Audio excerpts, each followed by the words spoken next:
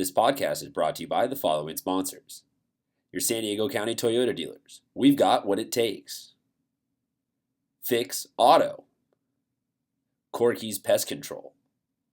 And Lolita's Family of Restaurants.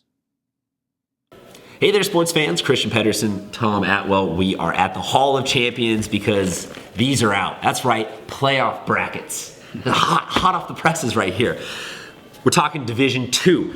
So let's break down everybody here. The teams with a bye. Valley Center gets that number 1 seed. Point Loma is the number 2 seed. Del Norte is the 3. Santana is the 4. Those are your first 4 byes. Then we've got in the top bracket, Mater Dei is going to play La Jolla Country Day. Claremont is going to play the winner of a play-in game. Then at the bottom, we've got Otay Ranch, San Pasqual, RB, Rancho Bernardo. The play-in game is going to be Patrick Henry West Hills. I just said a lot of teams. They just heard a lot. What did they hear? What is this bracket looking like? Well, Valley Center is clearly the favorite, although I'd say the top 4 in this division on any given day can make a run of things. Point Loma's played a tough schedule and is looking very competitive. And then, I think that when you look at some of the matchups, I see Rancho Bernardo at 7. They beat some of the top teams in this division, and they've also played a very tough schedule, played a lot of out-of-town teams. So I could see them or Claremont both, as teams that have played a tough, competitive schedule, which kind of hurt their power ranking, but I think got them ready for the postseason. I see either of those teams maybe making a run and upsetting some teams and finding themselves in the semis or the finals. Well, let's talk about that for just a second. We're talking about specifically Claremont and Rancho Bernardo in this bracket. But the way that it all shook out is that they played more outside of San Diego teams than anyone else in that bracket. We talked about a lot of this leading up to the playoffs as to what do you really want to schedule? Do you want to schedule something tough? Do you want to schedule something easy, in-state or in-city, out-of-city?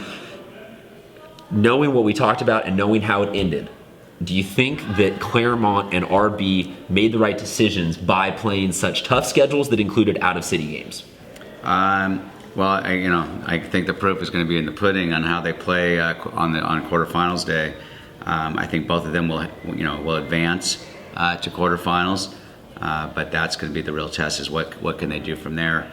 Had they not played so many out-of-town teams and played more here in San Diego in their division, there's a good chance they could have been up in the a 2 or 3 seed with maybe an easier route to the semis. So I honestly think in the end it's going to pay off for them. But we'll just have to see. To me, looking through this bracket, it kind of the phrase that came to mind was consistency is key. We saw Valley Center, Point Loma really have consistently across the board great seasons, and then you start to get to the rest of this bracket, and we saw, like Rancho Bernardo. Let's focus in on that. We just keep pounding with them, but they beat some really good teams by big margins, and then they also turned around and lost some duds of some games. Right. So I think there's a lot of talent. Santana played really close with Valhalla a couple of times. So they played with a team that made it to the open division. We've seen Claremont have big games. We've seen Del Norte make big wins. But we've also seen all of those respective teams lose duds of games. Right. So when you're looking through this bracket, it kind of, yes, we see Valley Center and Point Loma are the bedrocks of the bracket, but to me this just seems like the least clear runaway of all of them. Absolutely. Just because of the fact that all of these teams have a height that when you pair it off, they could beat anybody on any given day. So really interesting to look. I kind of like Santana. I think that they have a little bit of the focus away from them. I think people are looking at Valley Center. People are looking at Point Loma. They're going to get that bye. Claremont could potentially have a tough game with playing whoever wins that play-in game. That could be something kind of interesting. Let's talk about that play-in game because this is the only bracket with a play-in game. Right. Patrick Henry, West Hills, going down on Monday. Who do you like? Well, it's West Hills. I think is the favorite in that game for sure. But it's interesting. Henry, gets this little, a chance because they're a league champ to get a chance to come in and play. And sometimes when you give a team a chance like that, they're going to take advantage of it. So they're going to come in inspired.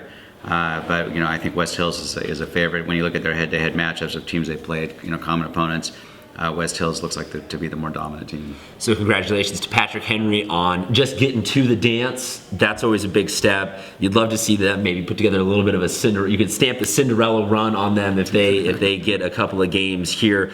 This is all going to be really interesting. The way this is breaking down is Tuesday is going to be the first round of games. That's going to be played entirely at the home of the higher seed. Then from there on, Saturday, Wednesday, Saturday, we'll all be at the La Jolla Cog and Pool. We will be there. We hope to see you guys, and let us know what you think of the brackets.